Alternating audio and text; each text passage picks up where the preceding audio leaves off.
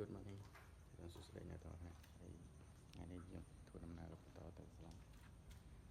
បានយើងរៀបរួចអស់ហើយប៉ុន្តែមុនហ្នឹងយើងមើលប្រេងបាតម៉ូតូគឺវាអស់លេងហើយដោយសារខ្ញុំជិះច្រើនខេត្តហើយថាចាំជិះទៅដល់សាលាចាំដូរវាប៉ុន្តែបើកម្រោបមើលមិញទៅក៏វាអស់ហើយវាស្ងួតមានអារម្មណ៍ថាជិះម៉ូតូទៅមុខសម្បីតែម៉ូតូវាត្រូវការហូបចុកក៏វាដែរគឺប្រេងម៉ាស៊ីនមនុស្សយើងត្រូវការក៏ដូចគ្នាដែរត្រូវការចាយវាត្រូវយកវាទៅឲ្យវាញ៉ាំសិនញ៉ាំឆ្អែតបានបញ្ជូនយើងទៅកើតមិនត្រឹមតែប្រេងបាតទេសូម្បីតែសាំងក៏ត្រូវអស់ណាយើងត្រូវយកវាឲ្យទៅញ៉ាំឆ្អែតទាំងអស់ទាំងសាំងទាំងប្រេងបាត